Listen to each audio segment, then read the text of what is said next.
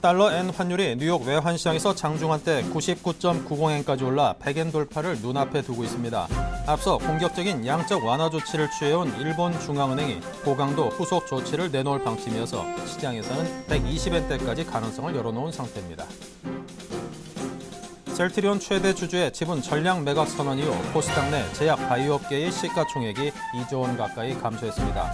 R&L 바이오 등 업계 전체의 신뢰 문제가 부각된 만큼 가시적 성과를 내기 전까지는 주가 세상성이 쉽지 않을 전망입니다. 올해 1분기 국제선 항공 이용객이 역대 최다인 1,251만 명으로 집계됐습니다. 이는 지난해 같은 기간보다 10% 늘어난 수치로 외국 여행 증가와 한류 열풍에 따른 외국인 관광객 증가로 계속 늘어나는 추세입니다. 3월 카드 승인 실적이 지난 2월 대비 다소 상승했지만 성장세 둔화는 지속되고 있습니다. 한편 백화점 업종의 승인 금액은 소비 위축과 무이자 할부 혜택 축소 등으로 전년 동월 대비 18% 감소했습니다.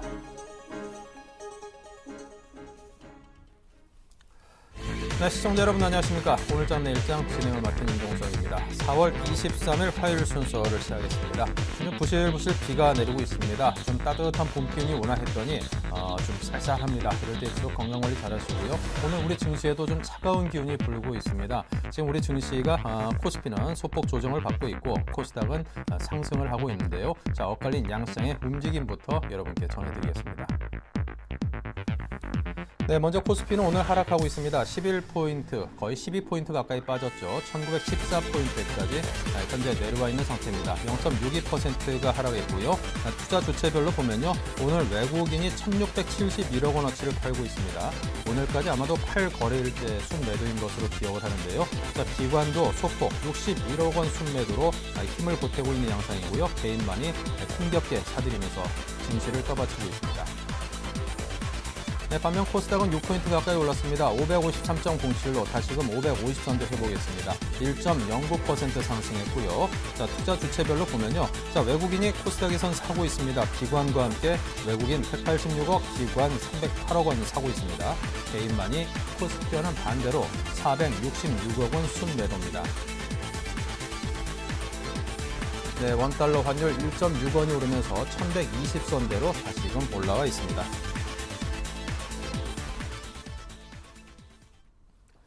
네, 양시장의 흐름이 엇갈리고 있습니다. 오늘장 내일장 일부 어떤 내용들이 있는지 먼저 살펴드리겠습니다. 네, 먼저 임수균 연구원과 함께하는 애널리스트에게 듣는다. 코스피 1900선대를 전후해서 지지력을 확인하고 있는 구간인 듯합니다. 그에 대한 전망을 하고요. 엔달러 환율 100엔 진입 시에 오버슈팅 구간에 해당한다고요. 자, 지수형 ETF, IT 대형주 중심으로 대응을 하자는 의견을 드립니다. 김민수 차장의 내일은 1등주, 1분기 기업 실적보다는 회사의 전망이 중요하다네요. 코스닥에서 실적 중심 중소형주에 관심을 두고 관망 및 저점 매수에 따른 한정적인 대응을 주문하고 있습니다. 임병석 팀장의 추세 매매의 달인 IT 대형주 실적 발표에 관심을 두자고요. 외국인과 기관의 종목별 매매 동향을 주목하면 크게 도움이 될 거라는 의견입니다. 이정복 대표의 7일간의 수익 다이어리, 오늘은 유진 로봇이 준비되어 있습니다.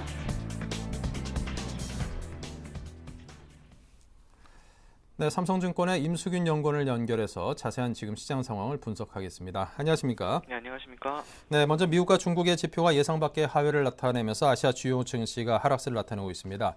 최근 대내외 악재와 함께 증시의 불확실성이라는 먹구름이 잔뜩 들이운 그런 상태입니다. 과연 코스피가 1900선, 이 지지력을 확인할 수 있을까요? 예, 지금 코스피의 약세 흐름에 대해서 우려가 여전히 좀 많이 부각이 되는 시점인데요. 일단 저희가 보는 기준에서는 코스피 1900대를 전후해서는 좀 의미 있는 지지력을 확보할 수 있다라는 기존의 생각을 견지를 하고 있습니다. 이전에도 말씀드렸던 바와 같이 지금 시장에서는 이제 크게 세 가지 정도 악재가 부각이 됐었습니다. 이제 북한 리스크랑 엔화 약세 우려랑 이제 1분기 실적 시즌에 대한 우려였는데요. 이 중에서 대북 리스크랑 이제 엔화 약세 우려는 시장의 상당 부분 좀 반영이 되어 있다라고 판단을 하고 있고요. 일단 지지난주부터 해서 계속 나왔던 이슈가 GS건설의 실적 쇼크라든지 그리고 이제 화학 주라든지 철강 같은 소재 산업재 업종들의 이제 실적 쇼크 우려가 좀 계속 부각이 되고 있는데 이제 이런 부분들 같은 경우가 이제 시장을 좀 마지막으로 누르고 있는 악재다라고 판단을 하고 있고요. 여기에 대한 눈높이 하향이 완료가 되고 이제 여기에 대해서 1분기 실적이 발표가 된 이후에는 오히려 실적에 대한 불확실성이 조금 해소될 수 있는 국면이 아닌가라고 생각을 하고 있습니다. 그래서 뭐 지금 같은 경우는 일단 뭐 하단에 대한 그 지지력을 좀 너무 두려워하기보다는 지수가 좀 어느 정도 반등 여력이 있는지 이런 부분들을 좀 더 중점적으로 봐야 되는 시기가 아닌가 좀 판단을 하고 있습니다. 네. 자, 우리 증시에 크게 압박을 주고 있는 요인이 엔저 정책이 아닌가 싶습니다. 엔달러 환율이 이제 100엔대 초읽기에 들어간 상황인데요. 자, 수출을 중심으로 우리 국내 기업들 입장에서는 비상사태라고도 볼 수 있을 것 같습니다. 자, 이에 대해서 우리 투자자들은 어떤 대응을 해야 될까요?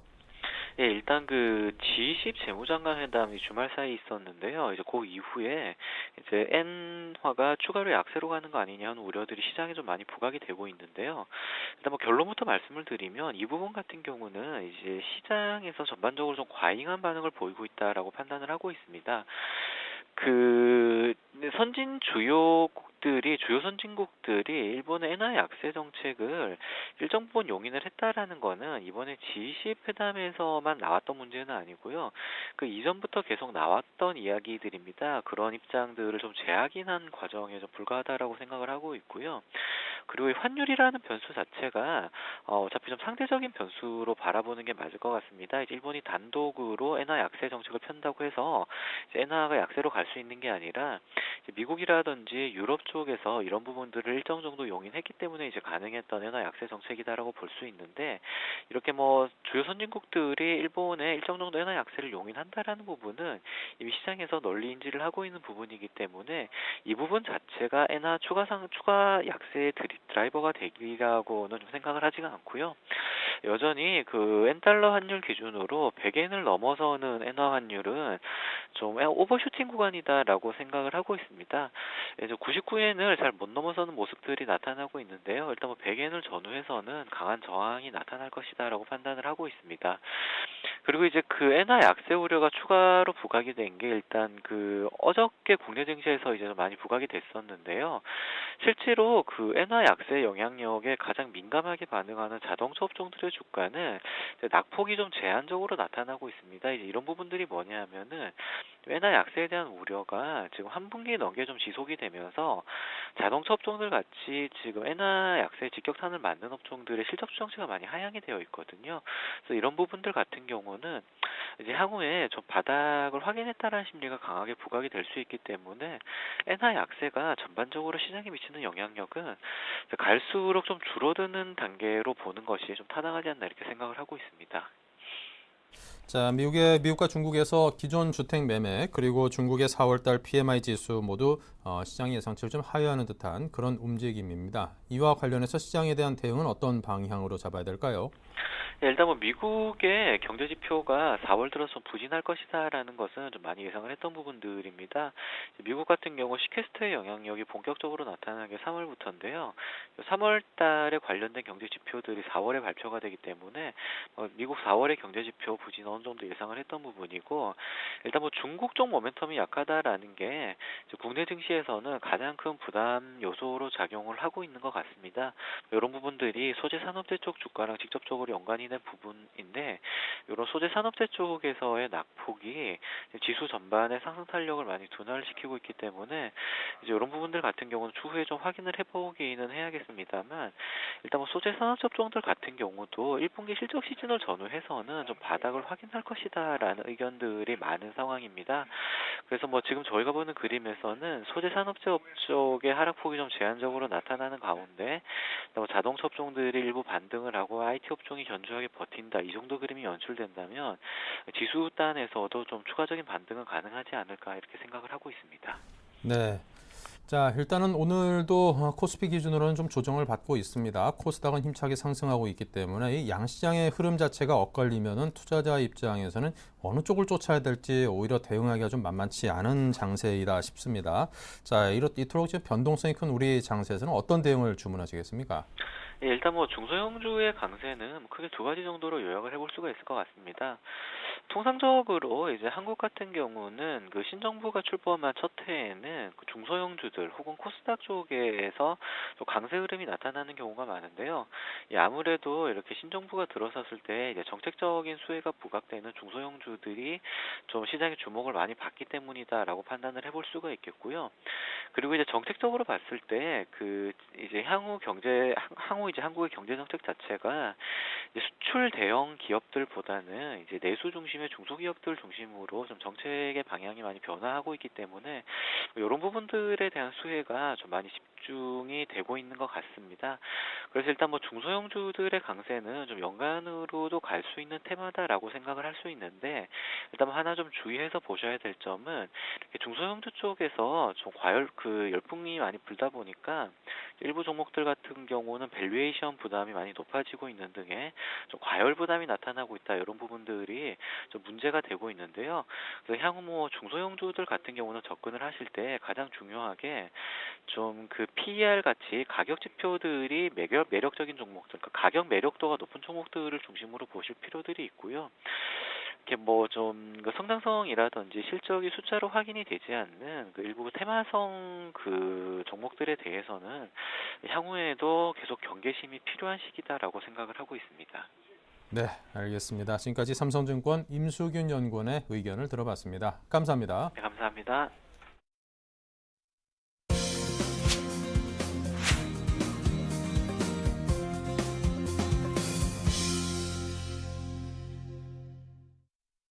네, 내일은 1등주 시간입니다. SK증권 명동 PIB 센터의 김민수 차장을 만나봅니다. 안녕하세요. 네, 안녕하십니까. 네, 미국과 중국, 양국 모두 경제 지표가 좀 부진하게 나타나고 엔화마저도 더 약세를 띠면서 아시아 주요 시장 상황이 그다지 좋지가 않습니다. 어떤 전략을 제시하실런지요? 예, 일단 어제 반등이 하루짜리로 좀 끝나는 모습들입니다. 그 이후로 어떤 시장에 대해서 좀 자신도 없고 확신도 없는 어떤 그런 흐름들만 계속 이어지는 상황이라고 생각이 되고 있고요. 그런 상황 속에서 여전히 시장 상황은 이제 불투명한 모습들 계속 이어지고 있고요. 아직 뭐 대북 관련된 쪽에서 해결된 모습들 없이 계속 장기화 흐름을 띄어가는 가운데 환율 흐름들 좀 불안한 모습들 말씀하셨듯이 이어지고 있고요. 이제 이제 G20 재무장관 회담 쪽에서 일단 그 일본 관련된 이제 그 양적 완화에 대한 내용들을 거의 승인하다 보니까 이제 엔저가 계속 이어가는 거에 부담 없는 그런 관점으로 이어지고 있고요. 일단 엔달러 기준으로 100엔을 많이 얘기했었던 모습들이 이제 어느덧 가까이 들어오다 보니까 아무래도 시장에서 특히 주변국 쪽에서는 상당히 좀 그 볼멘 소리가 좀 많은 상황들인데 그에 상관하지 않고 일단 일본 중심으로 어떤 그 유리한 환율들이 이어진다는 점은 아무래도 경쟁국가 측에서 봤을 때는 그렇게 썩 좋은 모습들이 아니라는 점 생각을 해볼 수 있을 것 같고요.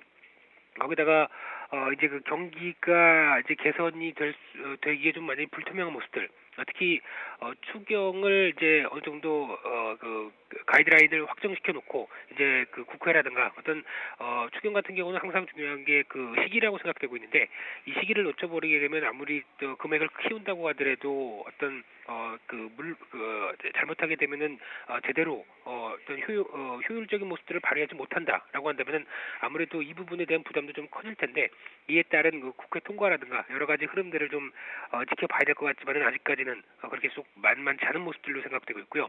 거기다가 지금 최근에 시장을 또 짓누르고 있는 1, 4분기 기업 실적과 관련된 부진한 모습들 이런 모습들이 아무래도 시장에서는 그렇게 썩 긍정적인 모습들로 다가오지는 않는 흐름이라고 생각되고 있습니다.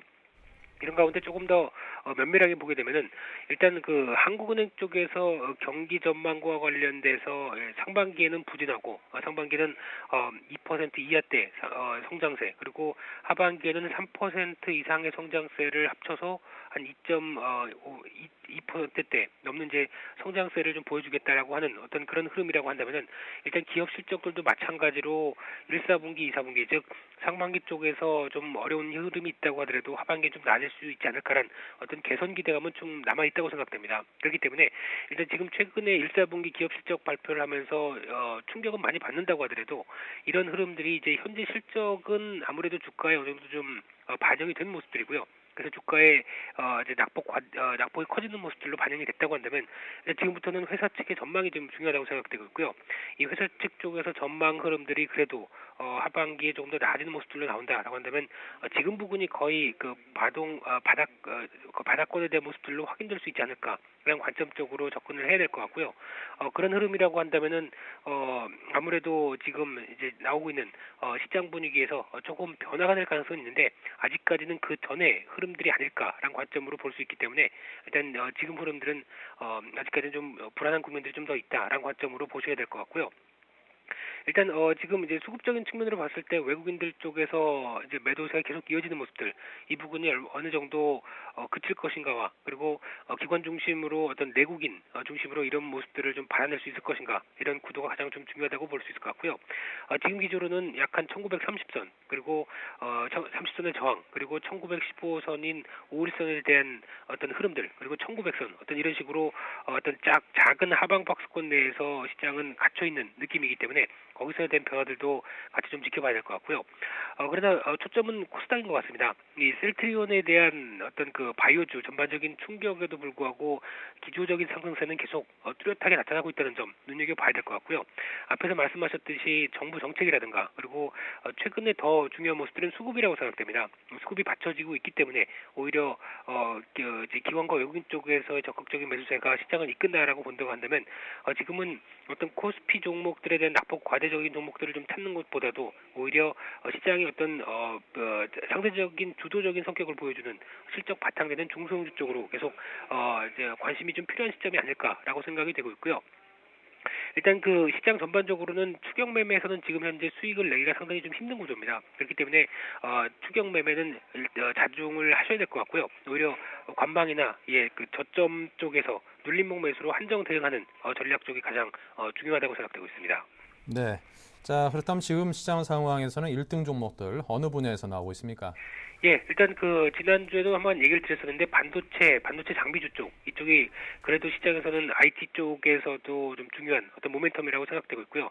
디램 가격 반등과 함께 이제 모바일 디램에 대한 수요 급증한 모습들 수혜를 받는 관점 쪽으로 SK 하이닉스와 유진테크 같은 종목들 일단 그 하락시에는 계속 비중을 좀 늘려가는 전략들이 바람직하다고 생각되고 있고요. 두 번째로 자전거 관련주입니다. 어제부터 주가 흐름들이 좀 강하게 좀 움직이고 있는 측면들인데 일단 그 대체 휴일제를 도입하게 되면 레저 관련된 쪽에서의 수요가 좀 더 늘어나는 쪽이라고 생각하게 되면은 아무래도 자전거 관련된 부분들도 수혜를 받는 쪽이 크다고 생각되고 있고요. 거기다가 계절적인 성수기 특히 지금 이제 봄철이 들어오고 이제 여름철까지 들어오다 보면 가장 매출에 대해서 커지는 시기라고 한다면은 아무래도 좀 주목할 만한 테마가 아닐까라고 생각되는데 일단 단기 상승이 좀 보여진 만큼 추격 매수하기는 좀 부담스럽습니다. 그렇기 때문에 일단 말씀드렸듯이 누림목 매수 쪽으로 한정을 지으셔야 될 것 같고요. 마지막으로 제지주입니다. 이제 일단 최근에 글로벌 그 원자재 가격들이 하향 안정화됐기 때문에 이에 따른 이제 수혜, 그 비용 측면 쪽에서 줄어드는 모습들로 볼 수 있을 것 같고요. 거기다가 이제 골판지와 관련된 이제 온라인 상거래 쪽이 활발하게 이어지면서 계속 포장과 관련된 쪽에서 수요가 증가하면서 지금 저평가의 모습들을 좀 해소하고 있는 상황들이다라고 한다면 아무래도 좀 긍정적이라고 볼 수 있을 것 같고요. 관련된 종목들은 한솔제지와 신대양제지 같은 쪽이 있는데 일단 일반 그 인쇄용지 쪽보다는 한솔제지 같은 경우는 좀 따라가기가 좀 부담스럽고요. 오히려 눌림목 쪽에서는 골판지 관련된 쪽의 흐름들에 좀 한정 지으시면서 접근하시는 전략이 좀 중요하다고 생각됩니다. 네.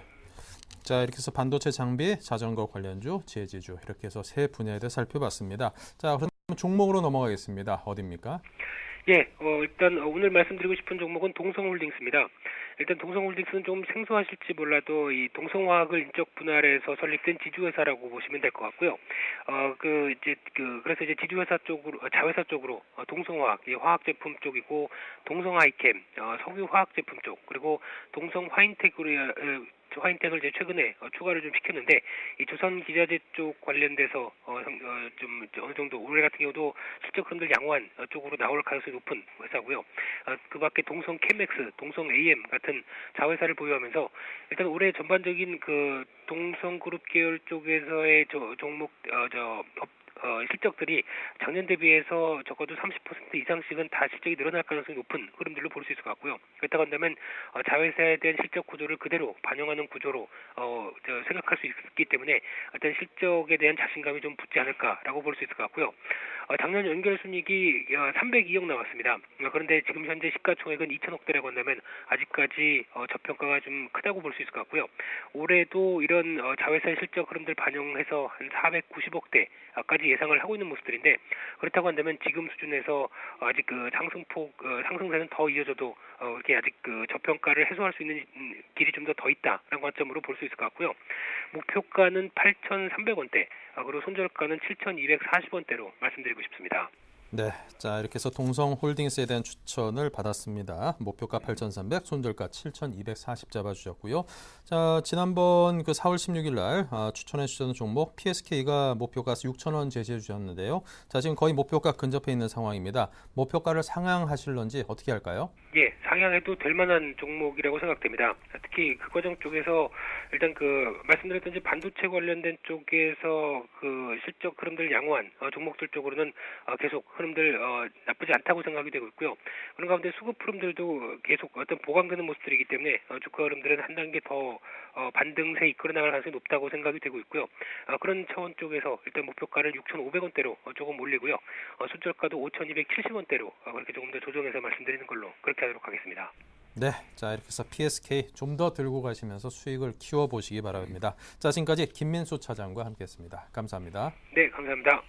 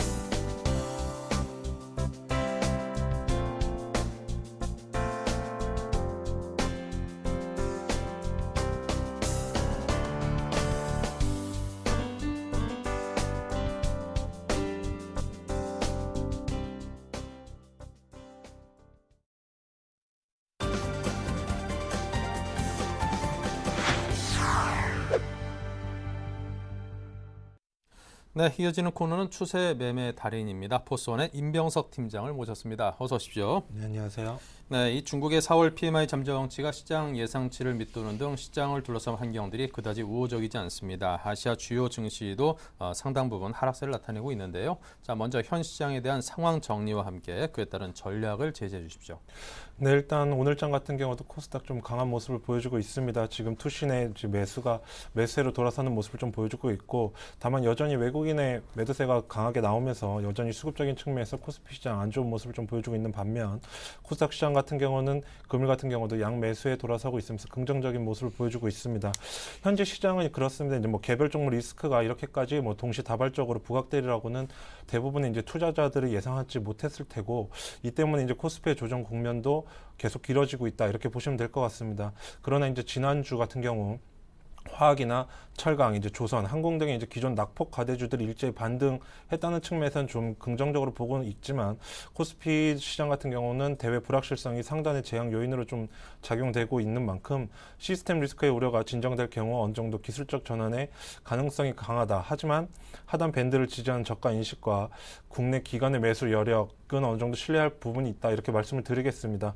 그런 측면에서 지수 측면에서 본다면 현재 코스피를 누르고 있는 주요 이슈 측면은 전체 시가총액에서 높은 비중을 점하고 있는 자동차라든지 소재, 산업재 이제 업황의 이제 실적 부진이라 이렇게 보시면 될 것 같은데, IT 업종과 이제 주요 내수주들의 주가가 여전히 좀 견조한 움직임을 보이고 있기 때문에 그 정도 업종의 주가가 바닥을 확인할 경우 코스피 시장 같은 경우는 의미 있는 반등세를 좀 보여주지 않을까 이렇게 생각하고 있습니다.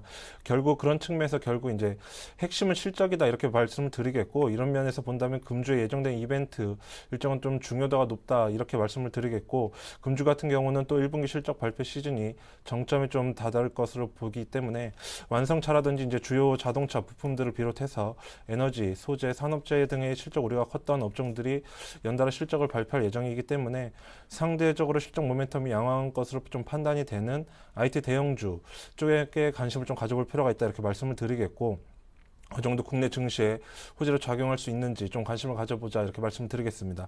또 코스닥 시장 같은 경우는 미디어라든지 엔터 관련주 좀 주목할 필요가 있다 이렇게 말씀드리겠는데, 연초 이후 이제 주요국의 이제 중소요 상승세가 지속되고 있고, 코스닥 같은 경우는 4월 들어서 외국인 매수세가 약화되면서 주춤하는 모습을 좀 보여주긴 했지만 계속 상승세를 이어나가는 모습입니다. 그런 측면에서 업종별로 코스닥 대비 미디어라든지 엔터 관련 업종이 상대적으로 강세를 기록하고 있는데, 미국에서도 역시나 미디어라든지 엔터 관련 업종이 상승세를 지속하고 있기 때문에 국내 시장도 엔터주라든지 미디어 관련주 계속 상승 추세를 이어나갈 수 있을 것으로 보고 있습니다. 그런 측면에서 이제 코스피 시장이라든지 코스닥 시장의 수급 이동을 좀 고려할 때, 코스피 시장 같은 경우는 2,000포인트 이하에서는 이제 코스닥 개별주를 대상으로 한 종목 대응 전략이 좀 바람직해 보이고, 코스피 하락의 단기 인근치가 확대될 경우에는 업종 대표주 중심으로 대형주, 낙폭 과대주로 좀 관심을 가져보자 이렇게 말씀드리도록 하겠습니다. 네. 자, 그렇다면 시장에 좀 반가운 소식은 찾아보기 좀 힘든 상황인데요. 우리 코스피를 좀 상승 쪽으로 되돌릴 만한 그런 상승 모멘텀이 될 만한 것들이 있을까요? 근데 일단 여러 가지 제일 처음에 이제 수급이겠죠. 외국인의 네. 수급이 이제 다시 한번 매수로 돌아서야지 이제 기존 낙폭 가대주로서 이제 실적이 올라올 것을 좀 보고 있고, 지금 4월 25일 날 갤럭시 S4가 이제 출시될 것으로 보고 있습니다.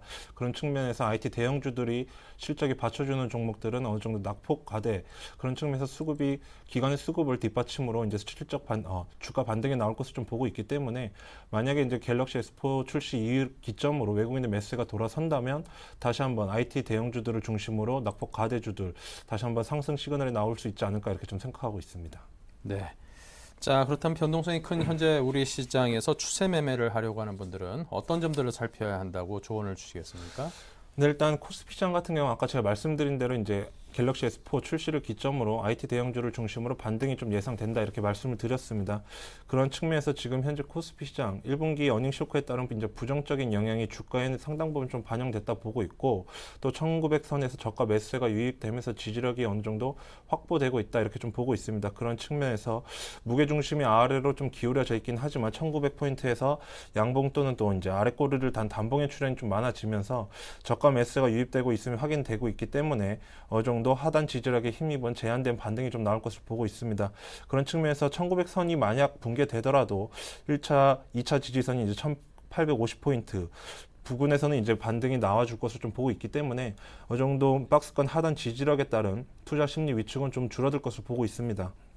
그런 측면에서 또 실적 시즌이 이제 막바지로 다가가는 만큼 외국인이나 기관의 종목별 대 매매 동향에 좀 주목해 볼 필요가 있다 이렇게 말씀을 드리겠고, 또 연초 이후에 LG전자와 또 삼성전자의 뒤바뀐 주가 움직임, 지속이라든지 어느 시사점, 즉 선발 주자들의 이 고점에 대한 논란보다는 어느 정도 후발 주자에 대한 턴어라운드, 실적 턴어라운드가 되는 종목들에 좀 관심을 갖자 이렇게 말씀을 드리겠습니다.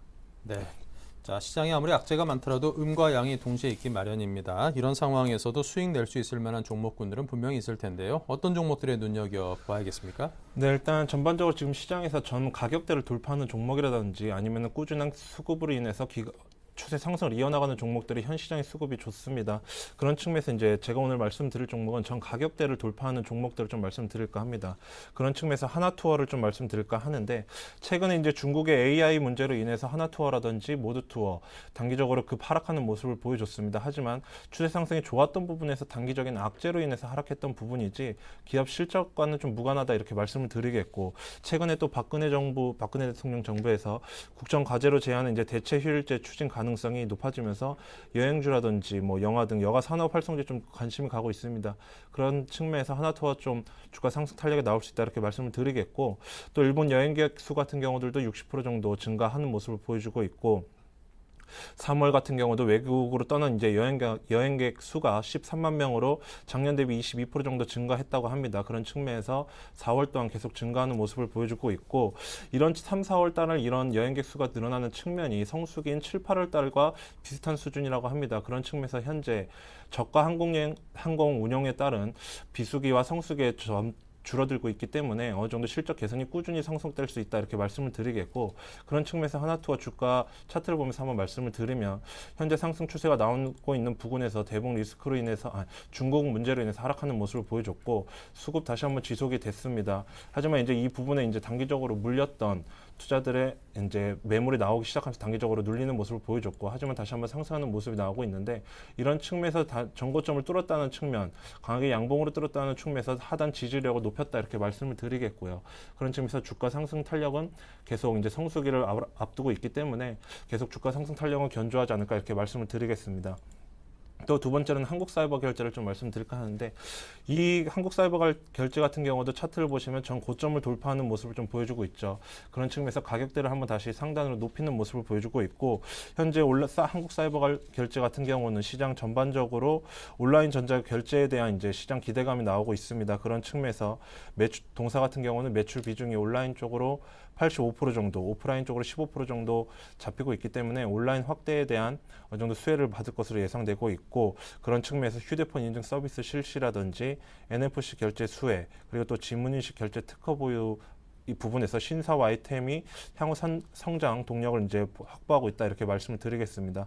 또 2월부터 이제 주민번호를 이용한 인증이 금지된 이동통신사 같은 경우는 대체 인증 수단을 사용해야 되는데, 동사 같은 경우는 이를 통해서 올해 또 20억 정도 영업이익이 증가할 것으로 기대되고 있기 때문에 2분기 실적 또한 좀 기대해 볼 필요가 있다, 이렇게 말씀을 드리겠고, 수급적인 측면이 아까 하나투어와 반대로 좀 단기적 차익 실현이 나오고 있기는 하지만, 다시 한번 수급이 나온다면은 다시 주가 상승 탄력은 강할 수 있다, 이렇게 좀 말씀을 드리도록 하겠습니다.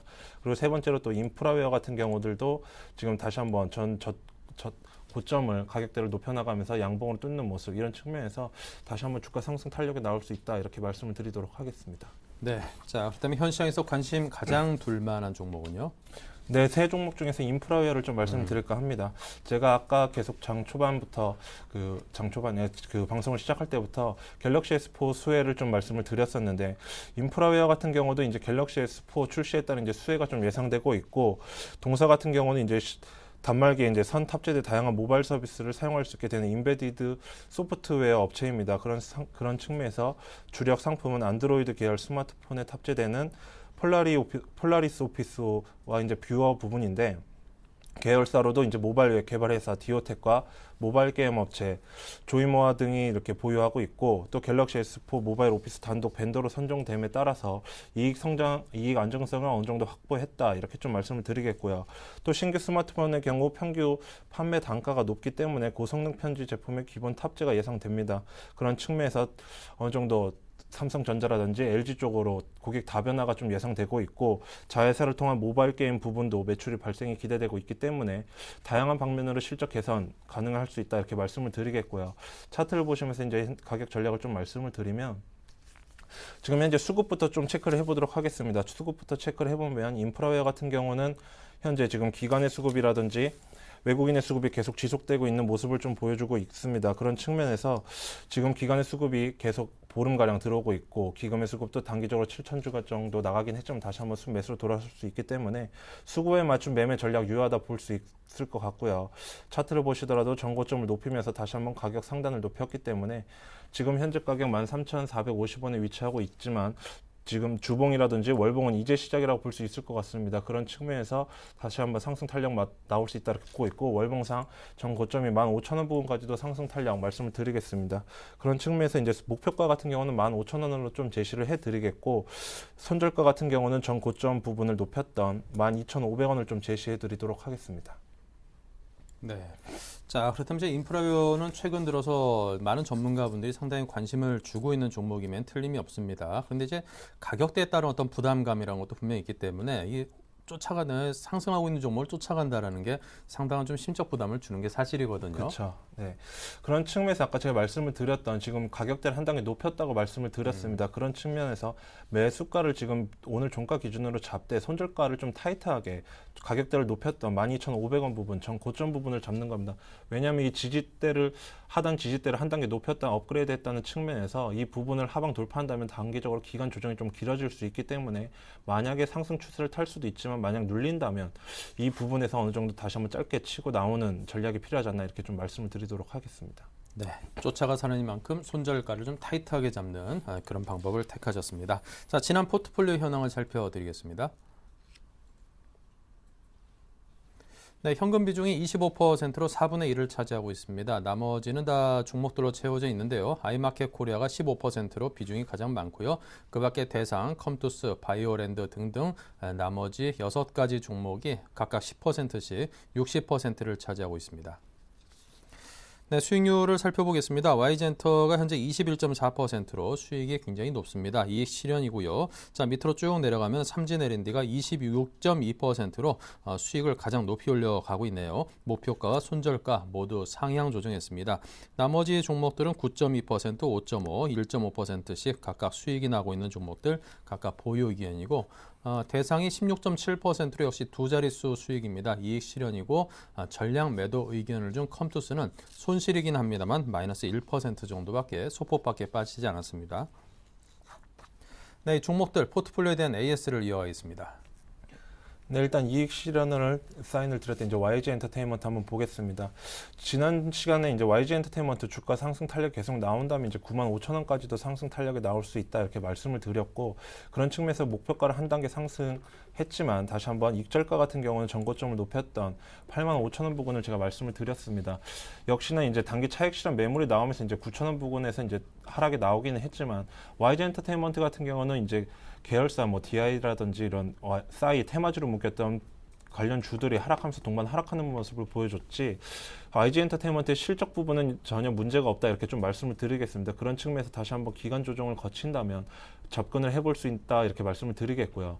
그런 측면에서 싸이 관련주로서도 어느 정도 계속 시장에서 이제 이슈를 받고 있기 때문에 YG 엔터테인먼트 같은 경우는 단기적으로 지금은 아니지만 어느 정도 실적 시즌과 견주어서 다시 한번 관심을 갖자 이렇게 좀 말씀을 드리겠습니다.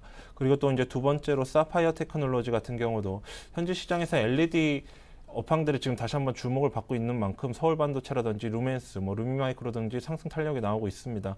하지만 사파이어 테크놀로지 단기적으로 이제 기관의 수급이 빠지면서 눌리는 모습을 좀 보여주고 있고 지금 현재 21선 부근에서 단기적 반등이 나올 수 있겠지만 다시 한번 21선을 하방 돌파한다면 다시 눌릴 수 있다 이렇게 좀 말씀을 드리는 차원에서 익절가 같은 경우 지금 현재가 36,650원을 나타내고 있지만 21선 부근이 36,500원 부근을 하방 돌파한다면 이익 실현을 하고 나오자 이렇게 좀 말씀을 드리겠고 동사 같은 경우는 또 1분기 가동률이 30% 미만으로 좀 미미한 가운데 1분기 실적은 어느 정도 좋지 않을 것을 보고 있습니다. 하지만 2분기부터는 공급처가 확대되면서 3분기에는 좀 큰 폭으로 실적 개선이 기대되고 있기 때문에 동사 같은 경우는 초점을 1분기는 실적이 저점 그리고 또 2분기는 회복 단계 그리고 3분기는 흑자로 돌아서는 단계다 이렇게 좀 초점을 맞춰보시고 대응을 하자 이렇게 말씀을 드리겠고요.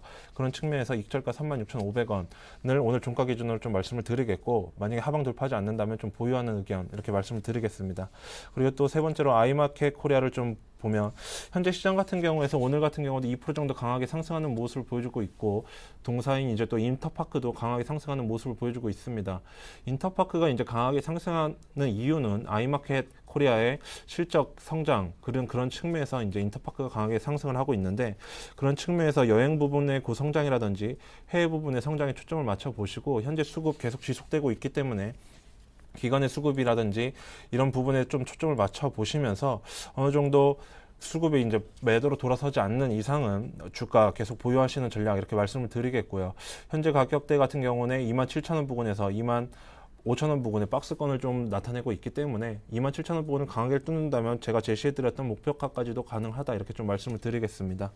또 네 번째로 이제 삼진 L&D를 좀 살펴보도록 하겠는데 삼진 L&D 같은 경우 지금 3일간의 조정을 좀 거친 후에 오늘 강하게 좀 밑꼬리를 달면서 위로 끌어올리는 모습을 보여주고 있습니다. 오늘 같은 경우 시장에서도 또 1분기 실적 흑자 전환이 가능할 것이다라는 전망이 또 나오고 있고 빠르면 또 이달 내에 일본 LED 조명 쪽으로 수주 소식이나 또 이런 쪽으로 나올 수 있을 것으로 보고 있기 때문에 제가 제시해드렸던 목표가 4,500원을 좀 돌파하기는 했지만 어느 정도 다시 한번 수급이 외국인의 수급이라든지 기관의 수급이 붙고 또 업황 자체가 유망 업종이기 때문에 목표가를 한 단계 업그레이드한 5,000원을 좀 제시해드리도록 하겠습니다. 그런 측면에서 삼진 L&D 지금 월봉 기준 상도 5개월 정도 조정을 거친 후에 상승하고 있기 때문에 5,000원 부분까지 상승 탄력 나올 수 있다 이렇게 좀 말씀을 드리겠고요.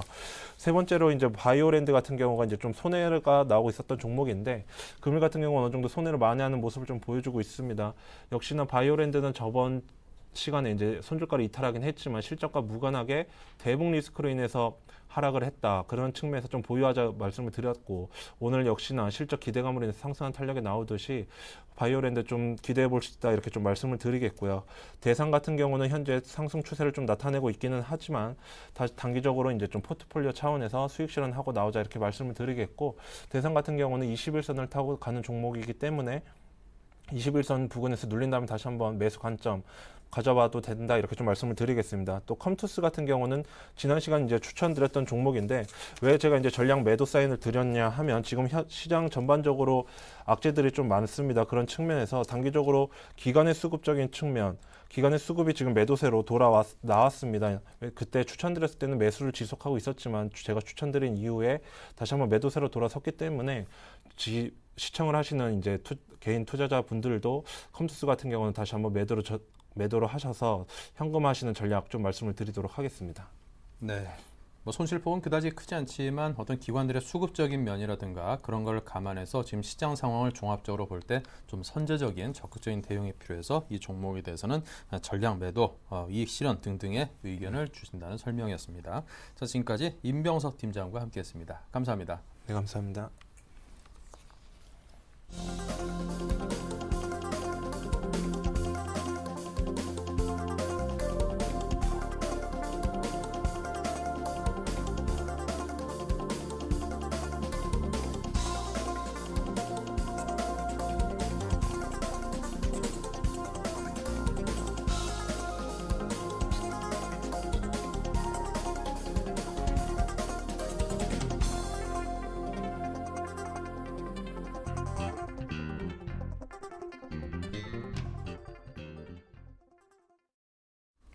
네, 계속해서 7일간의 수익 다이어리 이어가겠습니다. 먼저 지난 수익률 체크부터 할까요?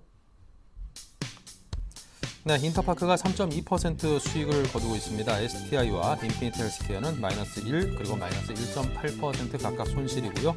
한국사이버결제 3.8% 오늘 가장 많이 올라 있습니다. NHN은 마이너스 0.7% 손실입니다.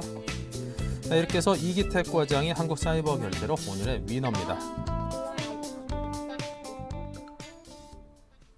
네, 오늘의 1등인 하이투자증권 금융센터의 이기택 과장 연결합니다. 안녕하십니까? 네, 안녕하십니까? 네, 한국사이버결제가 현재 오늘 3.8% 수익으로 어제 이어서도 소폭 올랐습니다. 자, 어떻게 대응을 해볼까요? 예, 일단은 하루 만에 투자 포인트는 달라진 것은 없겠죠.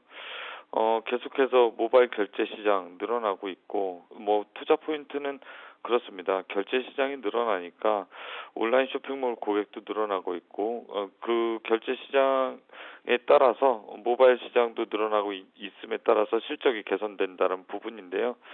일단 외국인들 수급이 양호한 게 느껴지고 있고요.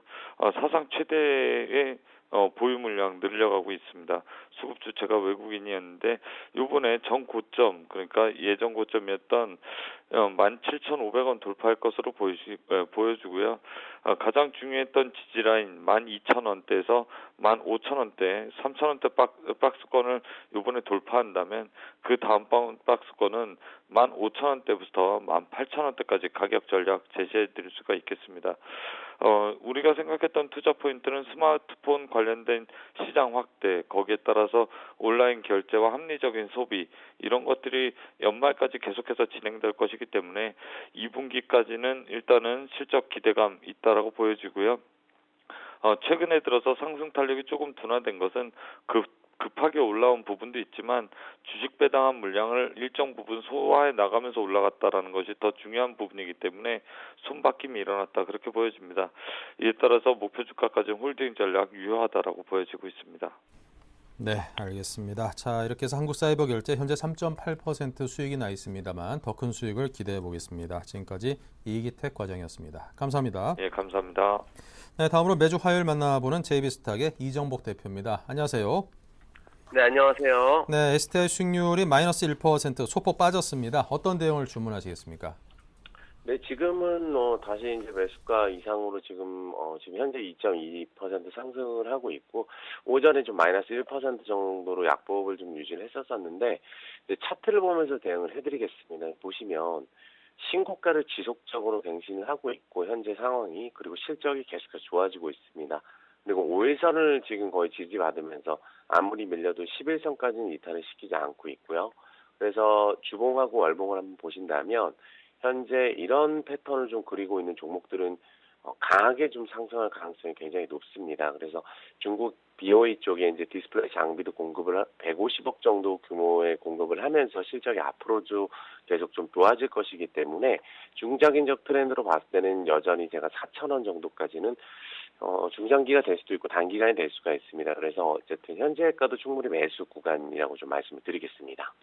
네, 알겠습니다. 자, 그렇다면 이제 이 종목에 대해서는 이런 대응을 해보겠고요. 자, 그렇다면 본격적으로 좀 한 주간 수익 낼 수 있을 만한 또 다른 종목을 추천을 하신다면요?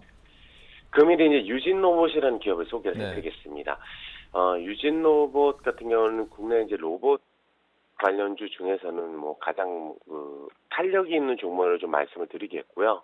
현재 이제 청소 로봇과 이제 지능형 로봇, 군사용 로봇 이렇게 세 가지를 개발하는 로봇 전문 개발사고요.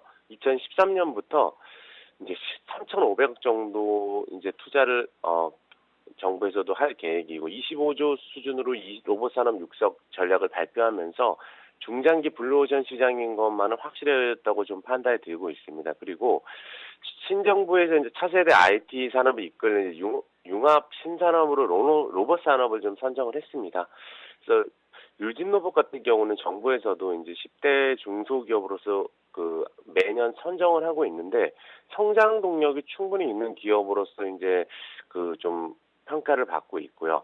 아이클레보 팝을 출시를 하면서 국제 표준 흡입력 테스트에서 이제 로봇 청소기 중에서 가장 높은 이제 흡입력을 좀 인정을 받았습니다.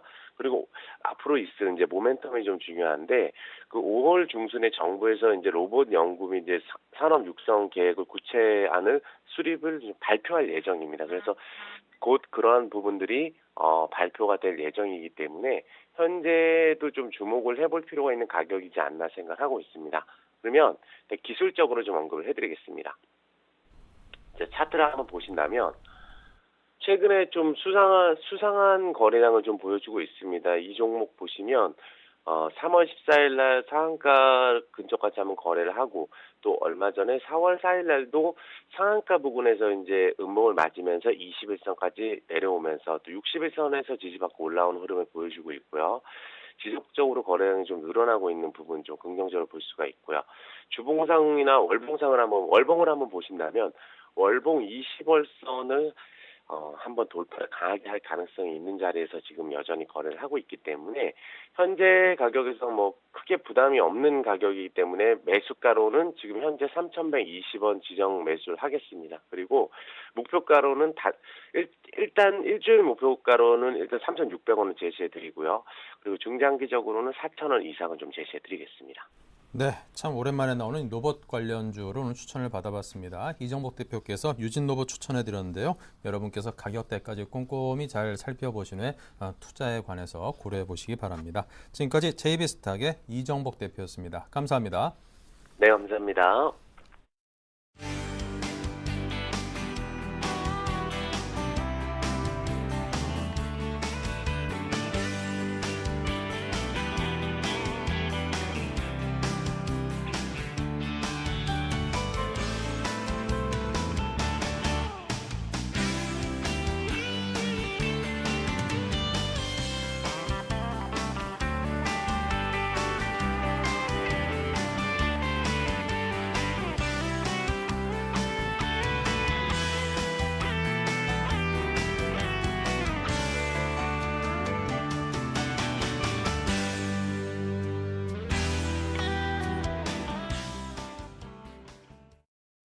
네, 오늘장 내일장 1부 순서는 여기서 마치고요. 잠시 후 2부에서 이어가겠습니다.